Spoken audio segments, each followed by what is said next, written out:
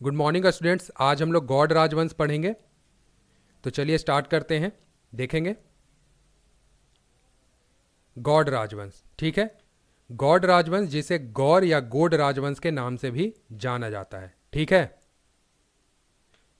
मत्स्य पुराण की बात करें तो हम लोगों को पता है कि पुराणों की कुल संख्या 16 है और इसी 16 पुराणों में से एक है मत्स्य पुराण।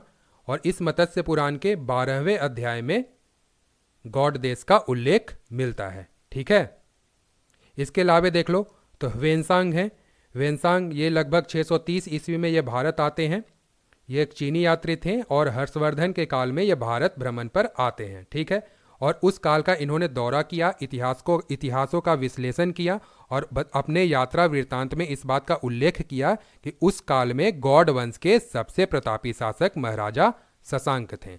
ठीक है, लगभग ये 15 वर्षों तक भारत में रहते हैं। 630 ईस्वी में ह्वेनसांग भारत आता है। यह क्वेश्चन पूछा जाता है, याद रखिएगा। चलते हैं आगे अगले पॉइंट पर।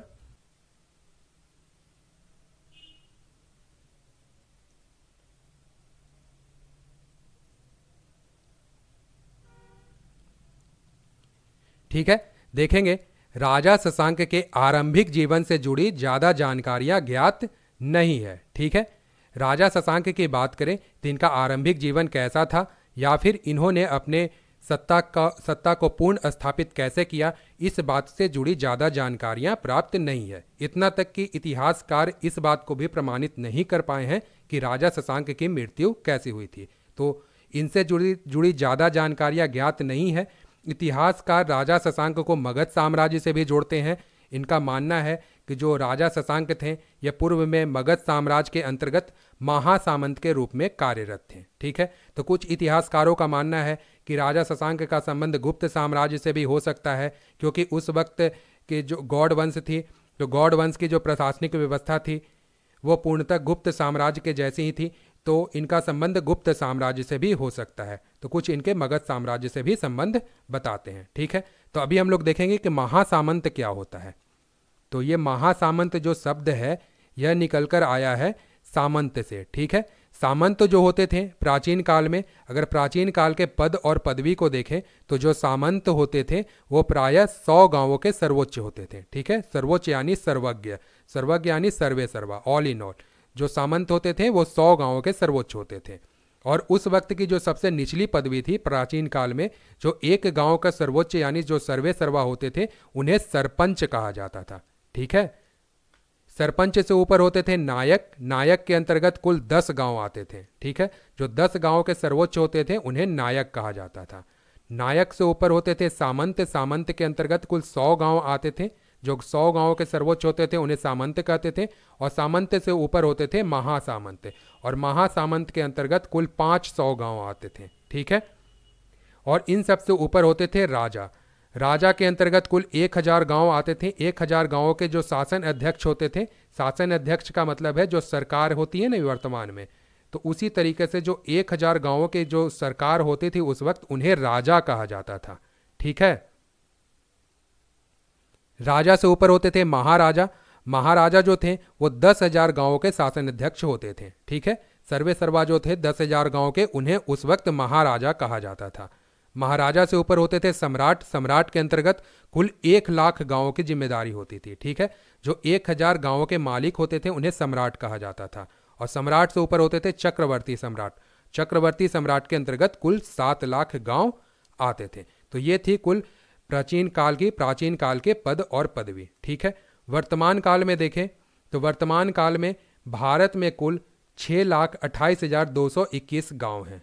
ठीक है, जिसे अभी देखें वर्तमान में तो सर्वाधिक गांव उत्तर प्रदेश में है 1,07,753। और न्यूनतम गांवों की बात करें तो न्यूनतम गांव है गोवा में। गोवा में कुल 411 गांव हैं। ठीक है, और अपने बिहार की बात करें तो बिहार में कुल वर्तमान में अभी 45,103 गांव हैं। ठीक है, अब वापिस अपने टॉपिक पर आते हैं।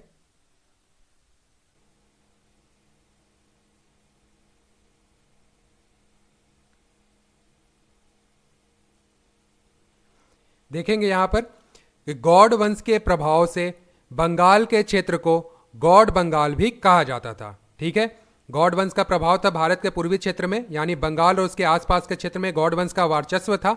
इस कारण बंगाल के क्षेत्र को गौड़ बंगाल या गौड़ प्रदेश के नाम से जाना जाता था। ठीक है, तो याद रखिएगा बंगाल का प्राचीन नाम क्या है, तो इसे प्राचीन काल में गौड़ बंगाल या गौड़ प्रदेश के नाम से बंगाल को जानते थे।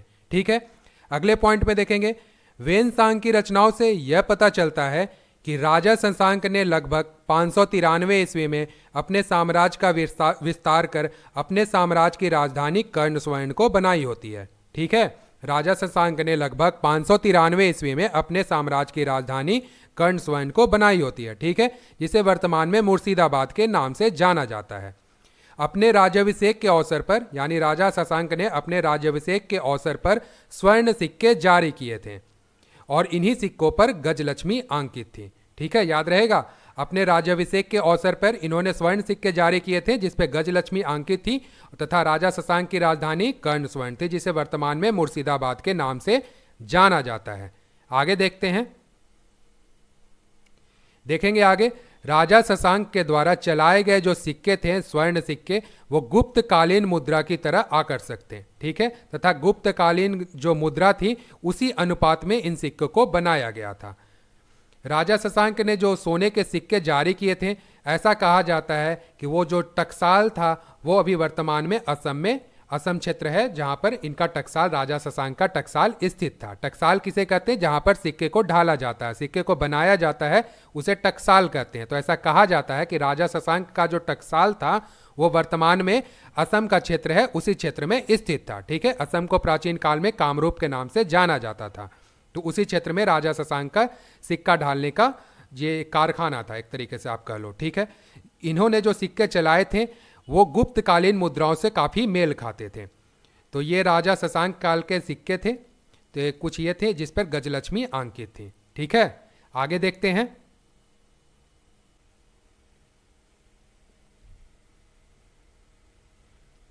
देखेंगे राजा शशांक के साम्राज्य विस्तार को।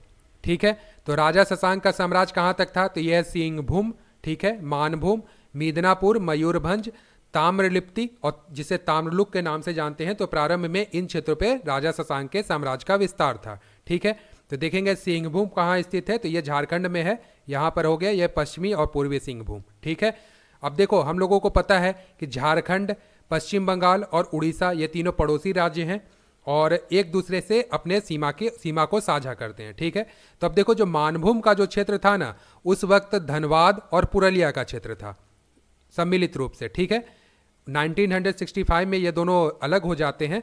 तो ये देखो जो पुरुलिया जिला है वो बोकारो, रांची और धनबाद से सीमा क्षेत्र को साझा करता है, अपने सीमा क्षेत्र को बनाता है।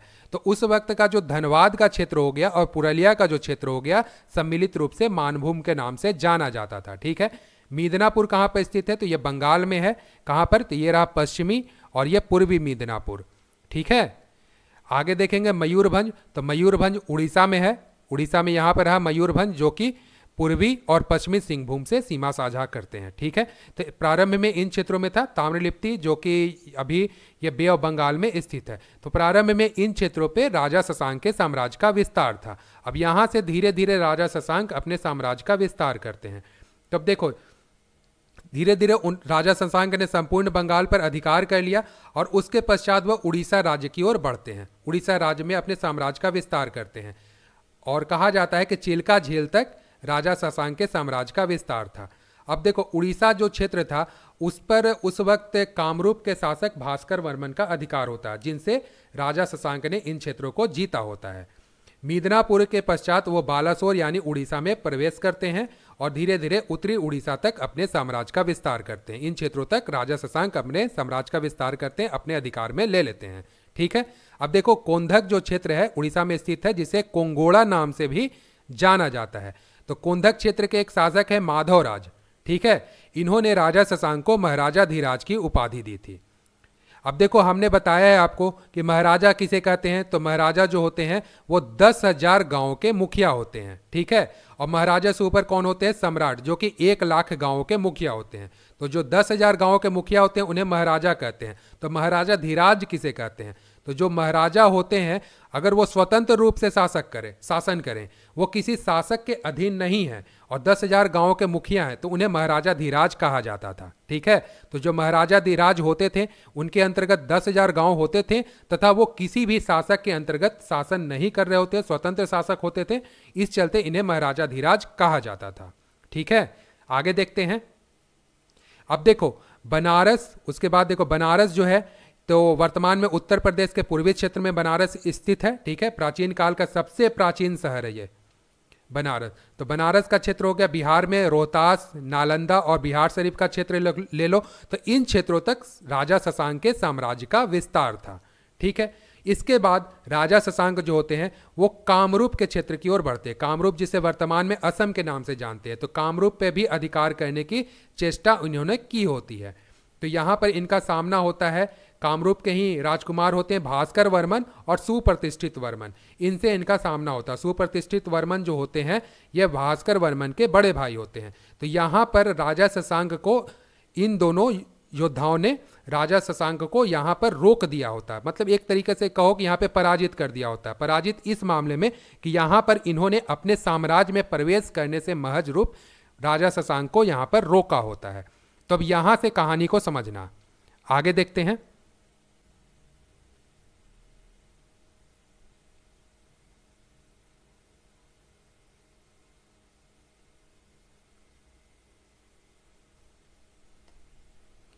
ठीक है बच्चों, इस पेज को अच्छे से समझना बहुत ही इंपॉर्टेंट है, आपके समझने के लिए मैंने बनाए हैं, क्योंकि आगे की पूरी क्लास इसी एक पेज पर निर्भर है। अब देखो यहां पर है गौड़ वंश के शासक महाराजा शशांक, ये है महाराजा शशांक, और ये है कामरूप के राजकुमार भास्कर वर्मन, कामरूप जिसे वर्तमान में असम नाम से जानते हैं। तो अभी मैंने बताया कि जो गौड़ वंश के शासक हैं महाराजा शशांक, इन्होंने कामरूप पर, यानी जो असम नाम से जाना जाता है वर्तमान पर, उस पर अधिकार करने की चेष्टा की थी, जहां पर वहां के राजकुमार सुप्रतिष्ठित वर्मन और भास्कर वर्मन ने उनसे युद्ध कर उन्हें आगे बढ़ने से रोका होता है।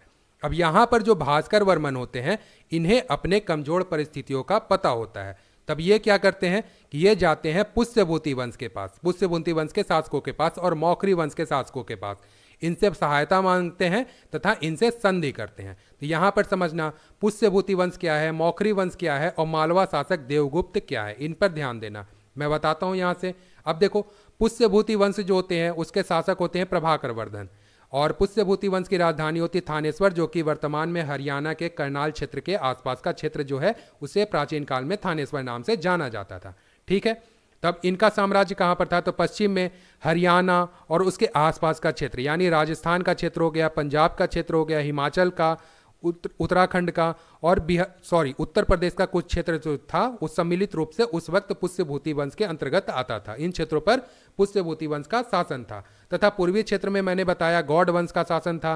बंगाल, बिहार, झारखंड, उड़ीसा, इन क्षेत्रों पे गौड़ वंश का शासन था। यानी पूर्वी क्षेत्र में एक शक्तिशाली राजवंश के रूप में गौड़ वंश शासन कर रहे थे और पश्चिमी क्षेत्र पे पुष्यभूति वंश एक शक्तिशाली राजवंश के रूप में शासन कर रहा होता है। ठीक है, और उन्हीं के क्षेत्र में एक कन्नौज होता है जहां पर मौखरी वंश के शासन होती है, मौखरी वंश का। इनके सीमा से क्षेत्र की भी सुरक्षा पुष्यभूति वंश के शासक कर रहे होते हैं, तथा दोनों वंशों के बीच, पुष्यभूति वंश और मौखरी वंश के बीच पारिवारिक संबंध भी होते हैं। ठीक है, अब यहां पर भास्कर वर्मन ने इन दोनों से संधि कर ली होती है। अब यहां पर समझना क्या होता है, तो प्रभाकर वर्धन जो होते हैं इनके पुत्र होते हैं राजवर्धन और हर्षवर्धन। ठीक है, और इनकी एक पुत्री होती है राजश्री।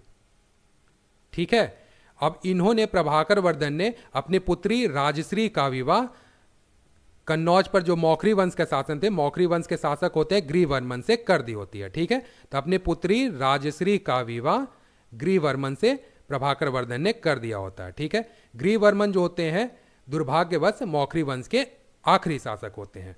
अब देखो ये पता चलता है गौड़ वंश के शासक महाराजा शशांक को। ठीक है, अब महाराजा शशांक इन्हें काउंटर करने के लिए क्या करते हैं कि मालवा के जो शासक होते हैं देवगुप्त, इनसे संधि कर लेता है।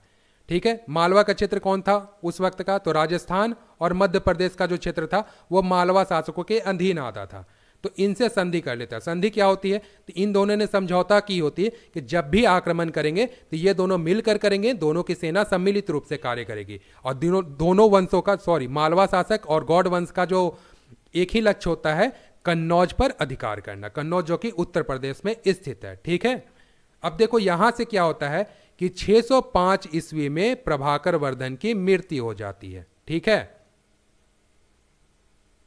अब यहां पर देवगुप्त क्या करता है कि बिना शशांक को इस बात की सूचना के ये सीधा जाकर कन्नौज पर आक्रमण कर देता है। कमजोर परिस्थिति का फायदा उठाता है, कन्नौज पर आक्रमण कर देता है तथा यहां पर ग्रीवर्मन की हार होती है तथा इनकी हत्या कर दी जाती है देवगुप्त के द्वारा। ठीक है, और जो प्रभाकर वर्धन की पुत्री होती है राजश्री, यानी जो ग्रीवर्मन की पत्नी होती हैं, इन्हें बंदी बनाकर कन्नौज के कारागाह में डाल दिया जाता है। जैसे ही ये बात की सूचना राजवर्धन को पता चलती है, राजवर्धन को उस वक्त पुष्यभूति वंश का शासक बनाया जाता है, शासन इनके हाथ में दिया जाता है। ये पुनः आक्रमण कर देते हैं कन्नौज पर, जहां होते हैं देवगुप्त। देवगुप्त की हार होती तथा देवगुप्त की हत्या राजवर्धन के द्वारा कर दी जाती है। ठीक है, अब यहां पर क्या होता है कि इस बात की सूचना महाराजा शशांक को लगती है। अब महाराजा शशांक अपनी पूरी सेना के साथ इधर कन्नौज की ओर बढ़ते हैं। आसपास के जो क्षेत्र रहते हैं उन्हें जीतते हुए ये कन्नौज के पास आकर रुक जाते हैं, जहां पर राजवर्धन पूरी सेना के साथ ये भी युद्ध के लिए तैयार होते हैं। अब यहां पर जो महाराजा शशांक होते हैं ये दिमाग लगाते हैं, ये कूटनीति का सहारा लेते हैं। अब ये कहते हैं कि देखो भाई, जो देवगुप्त ने गलती की थी इसकी सजा इसे मिल गई, अब इन सबको भूल जाओ, आओ आपस में हम लोग पारिवारिक संबंध बनाते हैं और मिलकर रहते हैं। यहाँ पर महाराजा शशांक क्या कहते हैं कि हम अपनी पुत्री का विवाह आपसे करने को तैयार हैं, हम लोग संधि कर लेते हैं और अपनी पुत्री का विवाह आपसे करने को तैयार हैं, आप इस बात से राजी हैं? तो राजवर्धन भी यही सोचते हैं कि चलो युद्ध, इतना बड़ा युद्ध अगर टल जाता है तो ठीक है, विवाह कर लेते हैं। अब ये महाराजा शशांक जो होते हैं राजवर्धन को अपने क्षेत्र में बुलाते हैं कि आइए मिलकर बात करते हैं।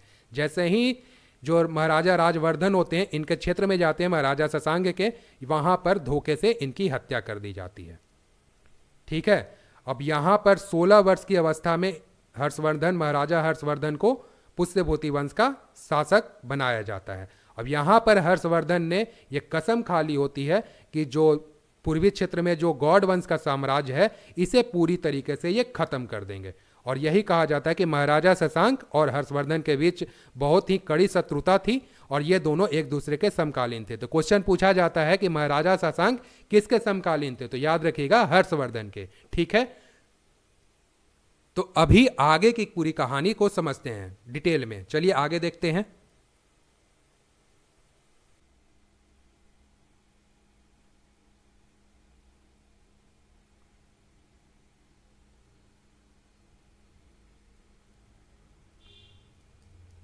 ठीक है बच्चों, अब देखो यहां पर क्या होता है। अभी मैंने बताया कि जो गौड़ वंश के शासक होते हैं महाराजा शशांक, ठीक है, महाराजा शशांक जो होते हैं गौड़ वंश के शासक, ये अपने साम्राज्य विस्तार के क्रम में कामरूप के क्षेत्र पर अधिकार करने की इन्होंने चेष्टा की होती है। ठीक है, महाराजा शशांक ने कामरूप के क्षेत्र पर अधिकार करने की कोशिश की होती है। ठीक है, ये लौहित्य नदी को पार करके कामरूप के क्षेत्र में प्रवेश करने की कोशिश करते हैं। लौहित्य नदी जिसे ब्रह्मपुत्र नदी की सहायक नदी माना जाता है। ठीक है, यहां पर इनका सामना होता है कामरूप के शासक भास्कर वर्मन और इनके भाई होते हैं भास्कर वर्मन के सुप्रतिष्ठित वर्मन। तो इन दोनों ने, भास्कर वर्मन और सुप्रतिष्ठित वर्मन ने मिलकर महाराजा शशांक से युद्ध किया होता है तथा इन्हें अपने क्षेत्र कामरूप के क्षेत्र में प्रवेश करने से रोका होता है। ठीक है, अब इस बात की जानकारी कैसे प्राप्त होती है? तो यह भास्कर वर्मन के अभिलेख से इस पूरे युद्ध के घटनाक्रम की जानकारी प्राप्त होती है। ठीक है, अब देखो जो भास्कर वर्मन होते हैं इन्हें अपने कमजोर परिस्थिति का पता होता है। ठीक है, इन्हें पता होता है कि ये महाराजा शशांक का सामना नहीं कर सकते हैं, तो अपने क्षेत्र यानी कामरूप के क्षेत्र की सुरक्षा के लिए ये पुष्यभूति वंश के शासकों से और मौखरी वंश के शासकों से सहायता मांगते हैं, उनसे संधि करते हैं। ठीक है, पुष्यभूति वंश उस वक्त सबसे ये इन्हें शक्तिशाली राजवंश के रूप में उस वक्त माना जाता था। इसके शासक होते हैं उस वक्त प्रभाकर वर्धन और प्रभाकर वर्धन की राजधानी होती है थानेश्वर। ठीक है, और मौखरी वंश की जो राजधानी होती है उसे कन्नौज कहते हैं। ठीक है, कन्नौज मौखरी वंश की राजधानी होती है और कन्नौज को उस वक्त महोदय नगर के नाम से जाना जाता है। याद रखिएगा, महोदय नगर के नाम से कन्नौज को जाना जाता था। ठीक है, तो कामरूप के शासक भास्कर वर्मन ने अपने क्षेत्र कामरूप की सुरक्षा के लिए पुष्यभूति वंश और मौखरी वंश के शासकों से संधि की होती है। ठीक है, इन्हें डर होता है महाराजा शशांक के पुनः आक्रमण का। अब आगे क्या होता है? अब यहाँ पर महाराजा शशांक क्या करते हैं, तो इन्हें भी पुष्यभूति वंश को काउंटर करना था, उन्हें रोकना था और साथ में अपने साम्राज्य विस्तार पर भी ध्यान देना था। अब इनका लक्ष्य होता है कन्नौज पर भी अधिकार करना, ठीक है। तब ये क्या करते हैं कि मालवा शासकों से संधि कर लेते हैं, ठीक है। मालवा के शासक होते हैं देवगुप्त, जिससे महाराजा शशांक संधि कर लेते हैं, ठीक है। मालवा शासकों का क्षेत्र कौन सा होता है, तो राजस्थान के कुछ क्षेत्रों को छोड़कर संपूर्ण राजस्थान और अब मध्य प्रदेश का क्षेत्र को देख लो, तो उस वक्त तो इन क्षेत्रों पर मालवा शासकों का अधिकार होता है, ठीक है। इसके शासक होते हैं देवगुप्त और मालवा शासकों का और महाराजा शशांक का एक ही लक्ष्य होता है महोदय नगर यानी कन्नौज पर अधिकार करना, ठीक है। कन्नौज उस वक्त का सबसे प्रसिद्ध क्षेत्र होता है। अब तो एक तरफ ये चल रहा था, अब दूसरी तरफ क्या होता है, तो दूसरी तरफ मौखरी वंश जो होती है, इसके सबसे प्रतापी राजा होते हैं अवंती वर्मा, ठीक है, याद रहेगा। अवंती वर्मा जो होते हैं मौखरी वंश के सबसे प्रतापी राजा होते हैं, ठीक है। तो मौखरी वर्मा के पुत्र होते हैं गृहवर्मन, ठीक है। इन्हें गृहवर्मन को लगभग 600 ईस्वी में कन्नौज की गद्दी पर आसीन किया जाता है, यानी कन्नौज की गद्दी पर बिठाया जाता है और ये मौखरी वंश के राजा बनते हैं, ठीक है, गृहवर्मन। अब क्या होता है, यहाँ पर जो पुष्यभूति वंश होते हैं, इसके जो सम्राट थे प्रभाकर वर्धन, इन्होंने अपनी पुत्री यानी राजश्री का विवाह गृहवर्मन से कर दिया होता है, ठीक है। अब एक पॉइंट नोट कर लेना, जो मौखरी वंश है इसके जो शासक होते हैं ये मूल रूप से बिहार के गया के निवासी होते हैं, ठीक है, याद रहेगा। और मौखरी वंश और पुष्यभूति वंश इसके जो शासक होते हैं ये गुप्तकालीन शासकों के अंतर्गत सामंत पद पर कार्यरत होते हैं, ठीक है। गुप्त वंश के विघटन के बाद पुष्यभूति वंश और मौखरी वंश के शासकों ने अपने अपने साम्राज्य की स्थापना की होती है, ठीक है। अब आगे देखते हैं।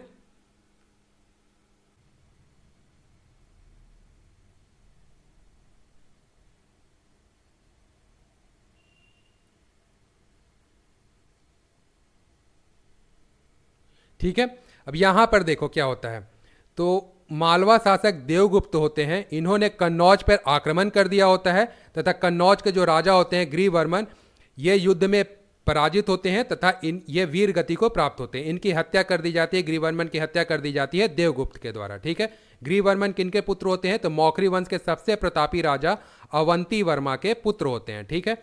तो यहाँ पर 605 ईस्वी में मौखरी वंश की समापन हो जाती है, ठीक है। आखिरी राजा होते हैं गृहवर्मन, जिनकी हत्या देवगुप्त के द्वारा कर दी जाती है। अब इस पूरे घटना को समझना, मैंने बताया था पुष्यभूति वंश के राजा कौन होते हैं, प्रभाकर वर्धन, ठीक है, और इनकी मृत्यु हो जाती है 605 ईस्वी में, ठीक है।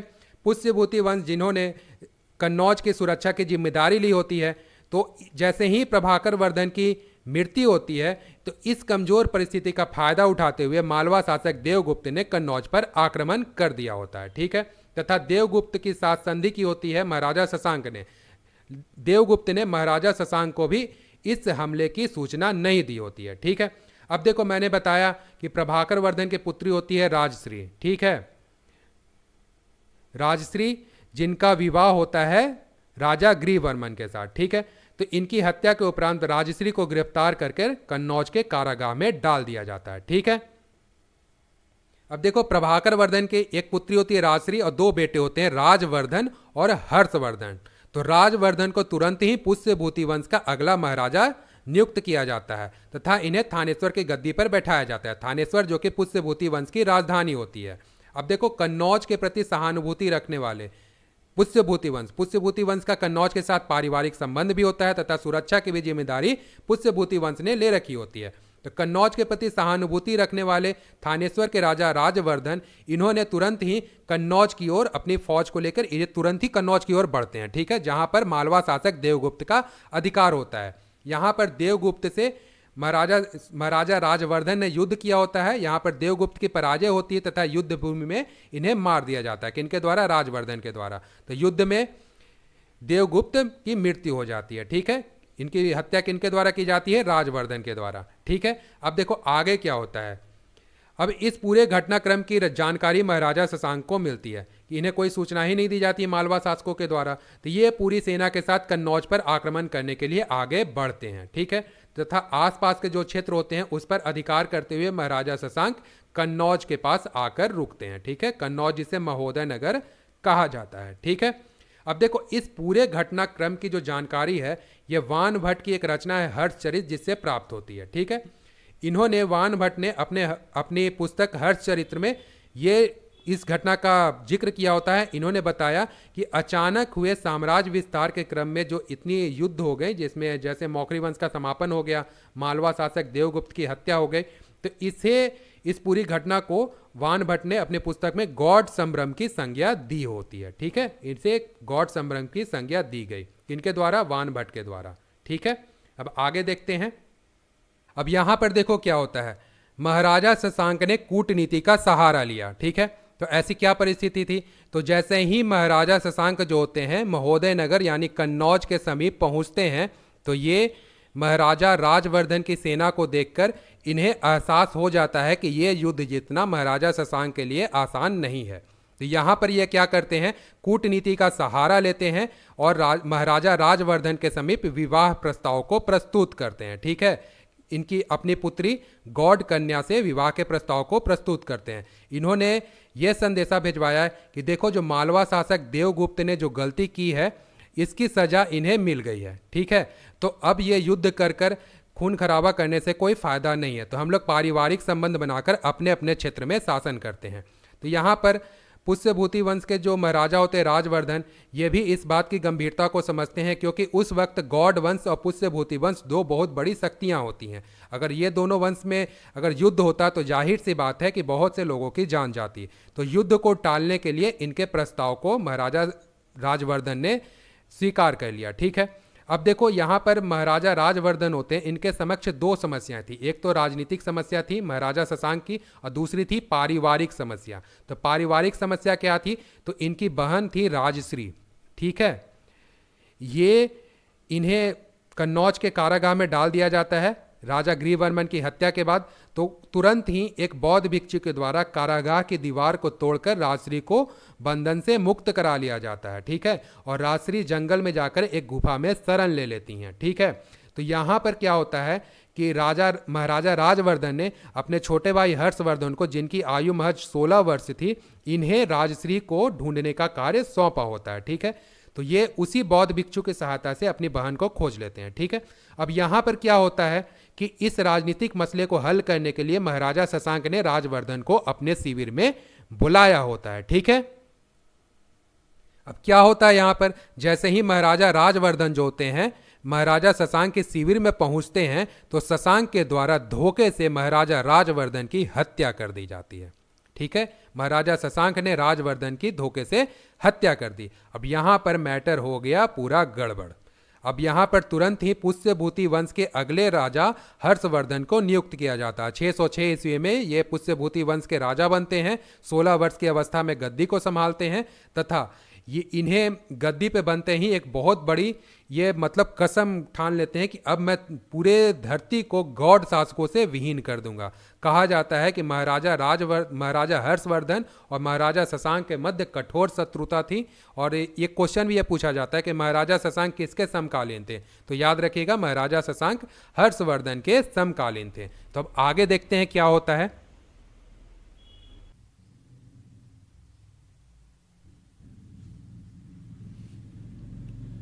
ठीक है, राजा हर्षवर्धन ने शशांक के प्रति कठोर शत्रुता ठान ली थी। ठीक है, अब देखो यहाँ पर जो राजा हर्षवर्धन थे, इनके राजा बनते ही इनके समक्ष दो चुनौतियाँ थीं। ठीक है, पहली तो ये अपने साम्राज्य की सुरक्षा करना, और दूसरी ये अपने परिवार की सुरक्षा करना। ठीक है, तो इन्होंने कन्नौज की गद्दी पर पुनः अपनी बहन राजश्री को बिठाया होता है। ठीक है, और कन्नौज की सुरक्षा के लिए अपनी राजधानी, जो इनकी राजधानी थानेश्वर थी, वहां से स्थानांतरित करके इन्होंने अपनी राजधानी कन्नौज को बनाई होती है। ठीक है, कन्नौज जिसे महोदय नगर के नाम से जाना जाता है। तो याद रखिएगा राजा हर्षवर्धन ने अपनी राजधानी कन्नौज को बनाई होती है। ठीक है, अब क्या होता है इसके बाद, तो राजा हर्षवर्धन ने बहुत ही कम अंतराल में एक शक्तिशाली सेना का गठन किया होता है, और इसके साथ क्या होता है, तो इसके साथ ये अब निकल जाते हैं अपनी सेना के साथ क्षेत्र विस्तार के क्रम में। यह पूर्व की ओर बढ़ते हैं और पूर्व की ओर कई क्षेत्रों पर अपना अधिकार कर लेते हैं।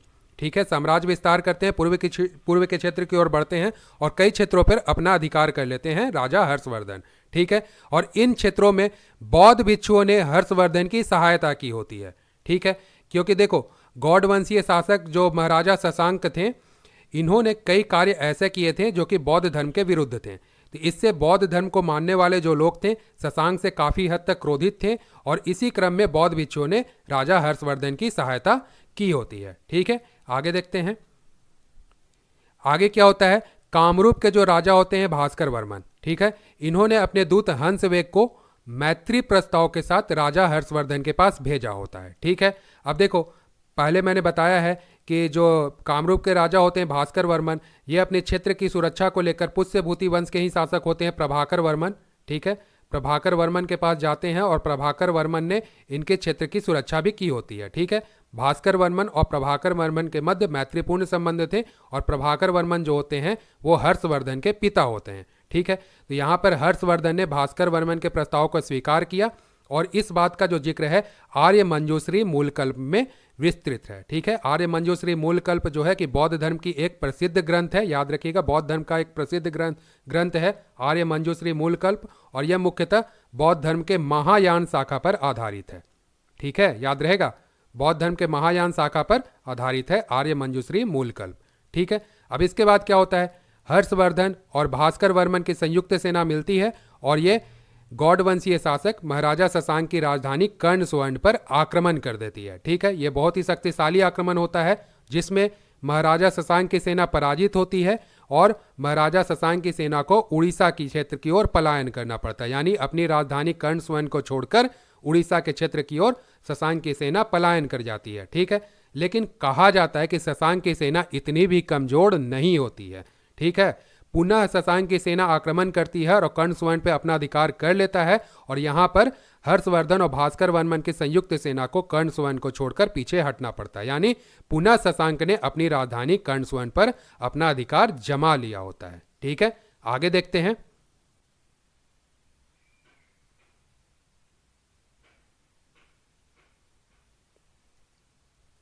ठीक है, अब देखो महाराजा शशांक जो थे उन्होंने कुछ ही अंतराल के बाद अपनी राजधानी कर्णसुवर्ण पर अपना अधिकार कर लिया होता है। ठीक है, यहाँ पर राजा हर्षवर्धन की जो सेना होती है, राजा हर्षवर्धन की जो सेना होती है वो पीछे हटने को मजबूर हो जाती है। ठीक है, क्योंकि उस वक्त की सबसे बड़ी शक्ति थी महाराजा शशांक। ठीक है, ये उस वक्त के सबसे बड़ी शक्ति थे और इन्होंने 620 ईस्वी तक अपने संपूर्ण शक्ति के साथ अपने क्षेत्र पर राज किया होता है और कुछ ही अंतराल के बाद राजा हर्षवर्धन की सेना को पीछे हटना पड़ता है और महाराजा शशांक ने अपनी राजधानी कर्णसुवर्ण पर अपना अधिकार कर लिया था। ठीक है, इस बात का जिक्र चीनी यात्री वेनसांग ने अपने यात्रा वृत्तांत में किया होता है। ठीक है, ये है चीनी यात्री वेनसांग और इनके बारे में जान लो। एक क्वेश्चन हर बार पूछा जाता है कि ये वेनसांग जो हैं वो किसके कार्यकाल में भारत आए थे, तो याद रखिएगा राजा हर्षवर्धन के कार्यकाल में भारत आते हैं। ठीक है, कब आते हैं, 630 ईस्वी में।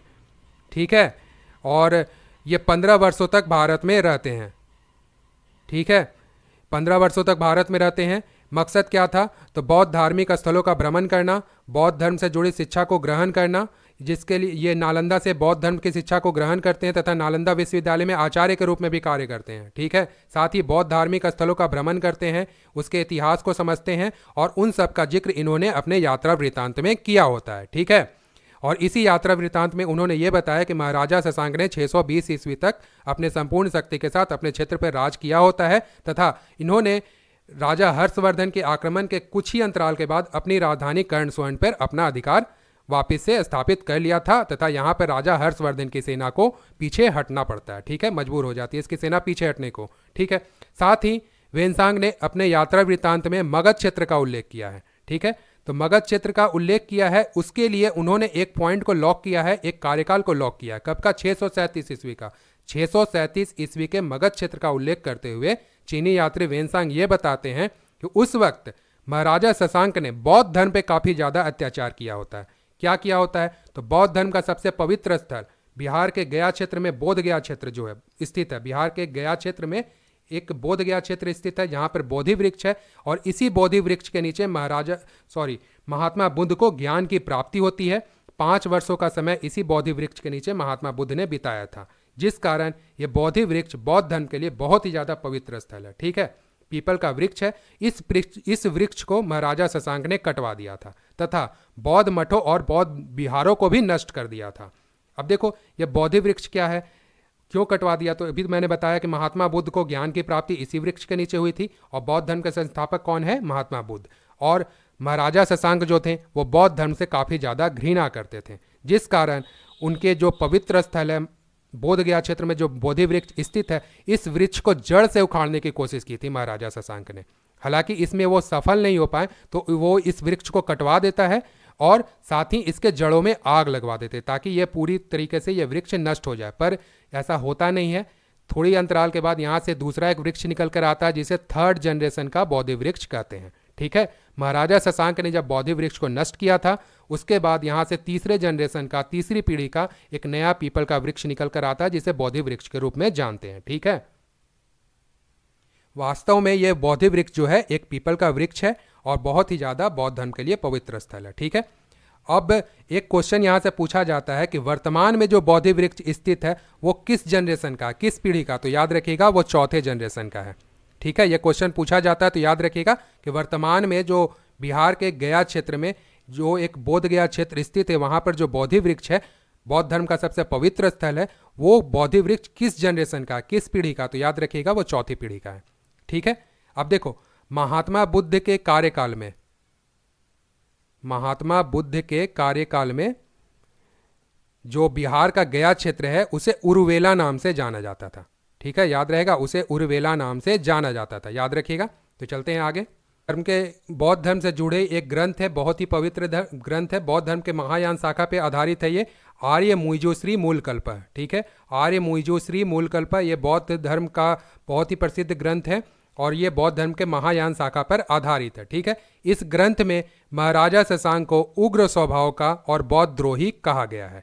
ठीक है, इसमें यह कहा गया है कि महाराजा शशांक ने पवित्र बौद्ध अवशेषों को जलाया था तथा विहारों को नष्ट करा दिया था। ठीक है, महाराजा शशांक ने पवित्र बौद्ध अवशेषों को जलाया था तथा विहारों को नष्ट करा दिया था, जिसमें कुशीनगर का बौद्ध विहार है। ठीक है, और महाराजा शशांक ने बोधि वृक्ष को भी कटवा दिया था, जो कि हम लोगों ने लास्ट पॉइंट में देखा था। ठीक है, अब देखो बोधि वृक्ष क्यों इंपॉर्टेंट है, तो इसके नीचे महात्मा बुद्ध को ज्ञान की प्राप्ति हुई थी और इनसे जुड़े कुछ और पॉइंट भी नोट कर लो। महात्मा बुद्ध का जन्म कब हुआ था? तो महात्मा बुद्ध का जन्म हुआ था 563 ईसा पूर्व में नेपाल के लुम्बिनी नामक स्थान पे। ठीक है, 563 ईसा पूर्व में नेपाल के लुम्बिनी नामक स्थान पे महात्मा बुद्ध का जन्म हुआ था। 528 ईसा पूर्व में 528 ईसा पूर्व में महात्मा बुद्ध को ज्ञान की प्राप्ति होती है। इसी बिहार के बोध गया क्षेत्र में जो बोधि वृक्ष स्थित है, इसी वृक्ष के नीचे 5 वर्षों की कठिन तपस्या महात्मा बुद्ध ने की थी, जहां लगभग 528 ईसा पूर्व में महात्मा बुद्ध को ज्ञान की प्राप्ति होती है। और कुशीनगर में 80 वर्ष की अवस्था में महात्मा बुद्ध ने अपना देह त्याग किया होता है। ठीक है, महात्मा बुद्ध को एशिया का ज्योतिपुंज भी कहते हैं। ठीक है, याद रहेगा। तो यहाँ पर बौद्ध धर्म के आर्य मुइजोश्री मूलकल्पा में महाराजा शशांक को उग्र स्वभाव और बौद्ध द्रोही कहा गया है। क्यों कहा गया है? तो महाराजा शशांक ने पवित्र बौद्ध अवशेषों को जलाया था तथा विहारों को नष्ट करवाया था, जिसमें से कुशीनगर का बौद्ध विहार है और बिहार के गया क्षेत्र के में एक बोध गया क्षेत्र स्थित है, जहाँ पर बौद्ध धर्म का सबसे पवित्र स्थल उसे माना जाता है, जहाँ पर बोधि वृक्ष स्थित है। तो महाराजा शशांक ने इस बोधि वृक्ष को कटवा दिया था। ठीक है, इसके अलावा देखो तो पाटलिपुत्र मंदिर में रखे हुए पाषाण स्तंभ थे जिस पर बुद्ध के चरण चिन्ह उत्कीर्ण थे। ठीक है, जिस पे महात्मा बुद्ध के चरण चिन्ह उत्कीर्ण थे और उस पाषाण स्तंभ को महाराजा शशांक ने गंगा नदी में विसर्जित करवा दिया था। ठीक है, तो इस कारण बौद्ध धर्म के जो अनुयायी थे, बौद्ध धर्म के मानने वाले जो लोग थे, वो महाराजा शशांक से काफ़ी घृणा करते थे। इसके साथ ही कवि वानभट्ट ने भी महाराजा शशांक को क्रूर शासक के रूप में संदर्भित किया है। ठीक है, कवि वानभट्ट ने भी महाराजा शशांक को क्रूर शासक के रूप में संदर्भित किया है। ठीक है, कवि वानभट्ट कौन थे? तो इनकी एक प्रसिद्ध रचना है हर्षचरित्र। ठीक है, साथ ही कवि वानभट्ट के बारे में जान लो तो ये राजा हर्षवर्धन के दरबारी कवि थे। ठीक है, ये राजा हर्षवर्धन के दरबारी कवि थे। ठीक है, आगे देखते हैं।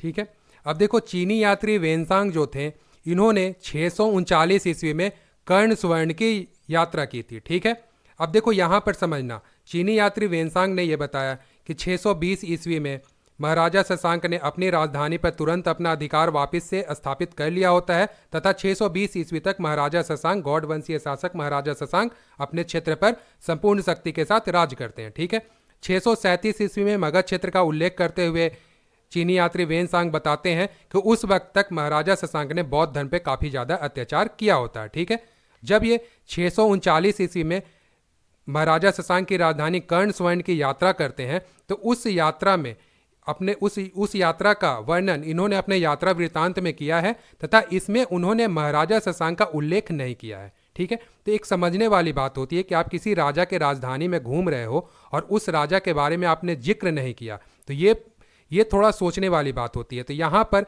इतिहासकारों ने ये अनुमान लगाया कि उनके द्वारा ये अनुमानित है कि महाराजा शशांक की मृत्यु संभवतः 637 ईस्वी से 639 ईस्वी के मध्य कभी हुई होगी। ठीक है, हालांकि महाराजा शशांक के मृत्यु के बारे में अभी तक कोई प्रमाण उपलब्ध नहीं है कि उनकी मृत्यु कब हुई थी और कैसे हुई थी और किनके द्वारा की गई थी, तो इसके बारे में कोई जानकारी उपलब्ध नहीं है। एक अनुमान ऐसा लगाया जाता है चीनी यात्री वेनसांग के यात्रा वृत्तांत से, इसके आधार पर एक अनुमान लगाया गया कि महाराजा शशांक की मृत्यु संभवतः 637 से 639 ईस्वी के मध्य कभी हुई होगी। कैसे हुई होगी इस बात की जानकारी अभी तक उपलब्ध नहीं है। ठीक है, इसके अलावा राजा भास्कर वर्मन जो थे कामरूप के राजा थे, जिसे अभी वर्तमान में असम नाम से जाना जाता है उस क्षेत्र को।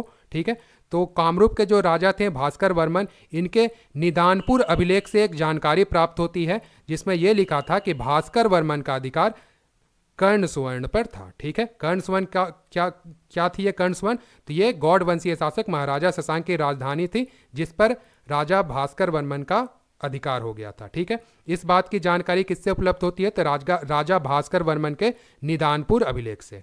ठीक है, इसके अलावा देखो तो 639 ईस्वी के पश्चात राजा हर्षवर्धन और भास्कर वर्मन, कामरूप के राजा थे राजा भास्कर वर्मन, इनके मध्य गौड़ क्षेत्र जो था, महाराजा शशांक का जो गौड़ क्षेत्र था, इस गौड़ क्षेत्र को इन दोनों ने आपस में बांट लिया था। ठीक है, तो 639 ईस्वी के पश्चात राजा हर्षवर्धन और राजा भास्कर वर्मन कामरूप क्षेत्र के ये राजा थे, इन्होंने गौड़ क्षेत्र को आपस में इन दोनों ने बांट लिया था। ठीक है, इसके अलावा देखो राजा हर्षवर्धन और ये इंपॉर्टेंट पॉइंट याद रख लेना, राजा हर्षवर्धन और शशांक समकालीन थे। ये बार बार मैं इस पॉइंट को रिपीट कर रहा हूँ क्योंकि ये क्वेश्चन पूछा जाता है, तो याद रखिएगा राजा हर्षवर्धन और महाराजा शशांक समकालीन थे।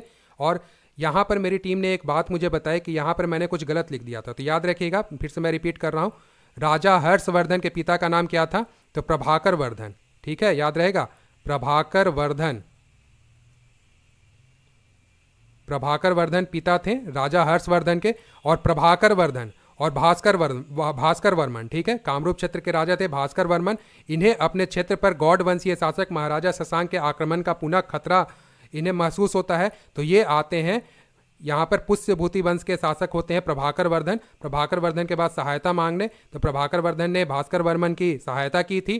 साथ ही इन दोनों के मध्य संधि भी था, ये दोनों मित्र भी थे। ठीक है, तो याद रखिएगा हर्षवर्धन के पिता थे भास्कर वर्धन और ये आपके कामरूप क्षेत्र के राजा थे भास्कर वर्मन। तो भास्कर वर्मन और प्रभाकर वर्धन के बीच मित्रता थी और प्रभाकर वर्धन राजा हर्षवर्धन के पिता थे। ठीक है, तो इसे करेक्ट कर लीजिएगा। देखते हैं आगे अब।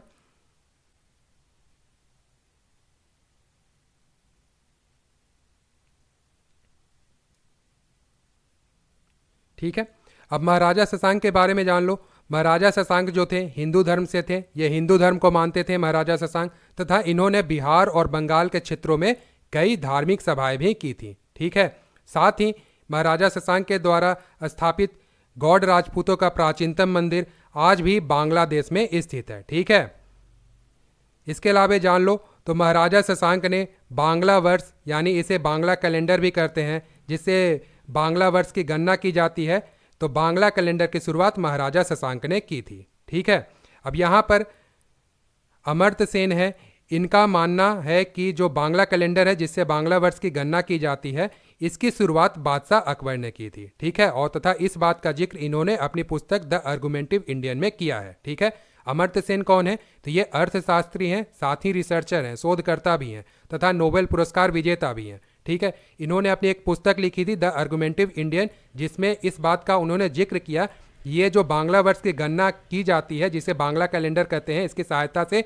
बांग्ला वर्ष की गणना की जाती है, तो इसकी शुरुआत बादशाह अकबर ने की थी। तो इस बात का श्रेय ये बादशाह अकबर को देते हैं। हालांकि ये इनका पर्सनल राय है, अधिकांश इतिहासकारों का यही मानना है कि महाराजा शशांक ने बांग्ला वर्ष की गणना करना, यानी जिसे बांग्ला कैलेंडर कहते हैं, तो बांग्ला कैलेंडर की शुरुआत महाराजा शशांक ने ही की थी। ठीक है, इसके अलावा देखते हैं आगे ऐतिहासिक स्रोतों को देखें तो ठीक है, जिससे महाराजा शशांक के इतिहास की जानकारी प्राप्त होती है, गौड़ वंश के इतिहास की जानकारी प्राप्त होती है। तो देखेंगे ऐतिहासिक स्रोतों को, जिसमें देखेंगे महाराजा शशांक के स्वर्ण सिक्के, जो कि बनारस से, कामरूप क्षेत्र से, नालंदा क्षेत्र से, बिहार के नालंदा और बिहार शरीफ क्षेत्र से महाराजा शशांक के स्वर्ण सिक्के प्राप्त हुए हैं, जिससे पता चलता है कि इन क्षेत्रों पे महाराजा शशांक का अधिकार था तथा इनके इतिहास से जुड़ी जानकारियां प्राप्त होती हैं। ठीक है, इसके अलावा कोंधक जो कि उड़ीसा में है, तो कोंधक के राजा माधव राज के अभिलेख से, ठीक है, इससे यह पता चलता है कि यहाँ पर महाराजा शशांक को महाराजा धीराज की उपाधि दी गई थी। ठीक है, इसके अलावा मिदनापुर का ताम्रपत्र अभिलेख, ठीक है, मिदनापुर का ये ताम्रपत्र अभिलेख है, जिससे महाराजा शशांक से जुड़ी जानकारी प्राप्त होती है। ठीक है, आगे देखते हैं। इसके अलावा देखेंगे रोहतासगढ़ की पहाड़ी से प्राप्त हुआ है कटा हुआ मुद्रा का सांचा। ठीक है, रोहतासगढ़ की पहाड़ी से प्राप्त हुआ कटा हुआ मुद्रा का सांचा, जो कि गौड़कालीन शासक महाराजा शशांक के कार्यकाल से जुड़ा है। साथ ही नालंदा, बिहार शरीफ से प्राप्त शशांक काल के सिक्के, ठीक है, जो कि पूर्वी उत्तर प्रदेश के बनारस क्षेत्र से भी प्राप्त हुए हैं। तो पता चलता है कि इन क्षेत्रों पे महाराजा शशांक का अधिकार था तथा यहाँ से सिक्के प्राप्त हुए हैं और उनसे जुड़ी कुछ पाषाण मूर्तियाँ भी प्राप्त हुई हैं। जैसे देखो, बनारस से पाषाण प्राप्त हुए, पाषाण जैसे पत्थर की मूर्तियाँ प्राप्त हुई हैं, जिससे महाराजा शशांक के कार्यकाल के बारे में पता चलता है। ठीक है, इसके अलावा कामरूप के राजा भास्कर वर्मन है, इनके प्राप्त अभिलेख से भी पता चलता है महाराजा शशांक के इतिहास की जानकारी। हर्ष चरित्र हैं, राजा हर्षवर्धन के दरबारी कवि थे, इनकी एक प्रसिद्ध रचना है वान भट्ट। तो हर्ष चरित्र के कृतियों से भी महाराजा शशांक से जुड़ी जानकारी प्राप्त होती है। साथ ही बौद्ध धर्म के महायान शाखा पर आधारित एक प्रसिद्ध ग्रंथ है आर्य मंजूश्री मूलकल्प, इससे भी महाराजा शशांक के इतिहास की जानकारी प्राप्त होती है, गौड़ वंश के इतिहास का पता चलता है। ठीक है, इसके अलावा है चीनी यात्री वेनसांग के यात्रा वृत्तांत से भी गौड़ वंश के इतिहास की जानकारी प्राप्त होती है। ठीक है, तो ये कुछ ऐतिहासिक स्रोत थे जिनसे महाराजा शशांक से जुड़ी जानकारी और गौड़ वंश के इतिहास का पता चलता है। इसके अलावा देख लो तो राजा शशांक के प्रारंभिक जीवन से जुड़ी अधिक ऐतिहासिक स्रोत तो उपलब्ध नहीं है। तो यहाँ पर कुछ इतिहासकार हैं, उनका अपना अपना मत है। तो ठीक है, पद्मनाथ भट्टाचार्य इतिहासकार हैं, इनका मानना है जो गौड़ वंशीय शासक महाराजा शशांक हैं वो महासेन गुप्त के पुत्र हैं। ठीक है, तो इतिहासकार पद्मनाथ भट्टाचार्य का मानना है कि जो गौड़ वंशीय शासक महाराजा शशांक हैं वो महासेन गुप्त के पुत्र हैं। ठीक है, इसके साथ ही देखो तो फिर नागेंद्र नाथ बसु हैं, इनका मानना है कि जो महाराजा शशांक हैं वो राजा कर्णदेव के पुत्र हैं। ठीक है, तो ये राजा कर्णदेव कौन है? तो राजा कर्णदेव के बारे में कहा जाता है कि इन्होंने बंगाल में कर्ण सुवर्णा को ही कर्ण सुवर्ण के नाम से जाना जाता है। ठीक है, कर्ण सुवर्ण के नाम से कर्ण सुवर्णा को भी जाना जाता है। यह कर्ण सुवर्ण वही क्षेत्र है जो कि गौड़ वंशीय शासक महाराजा शशांक की राजधानी थी। तो जो राजा कर्णदेव है इन्होंने ही बंगाल में कर्ण सुवर्णा यानी कर्ण सुवर्ण शहर की स्थापना की होती है। तो इतिहासकार नागेंद्र नाथ बसु का मानना है कि महाराजा शशांक राजा कर्णदेव के ही पुत्र थे। ठीक है, इसके अलावा डीके गांगुली है, इनका मानना है कि जो महाराजा शशांक हैं वो मगध क्षेत्र के मूल निवासी थे। ठीक है, और आर.डी. बैनर्जी हैं, इनका मानना है कि महाराजा शशांक का संबंध मगध क्षेत्र से भी हो सकता है, तो साथ ही इनका संबंध गुप्त वंशीय शासकों से भी हो सकता है। तो यहाँ पर हम लोगों ने देखा कि महाराजा शशांक के प्रारंभिक जीवन से जुड़ी जानकारी उपलब्ध नहीं है, अधिक ऐतिहासिक स्रोत उपलब्ध नहीं है। तो यहाँ पर अलग अलग इतिहासकारों का अपना अलग अलग मत है। ठीक है, आगे देखते हैं।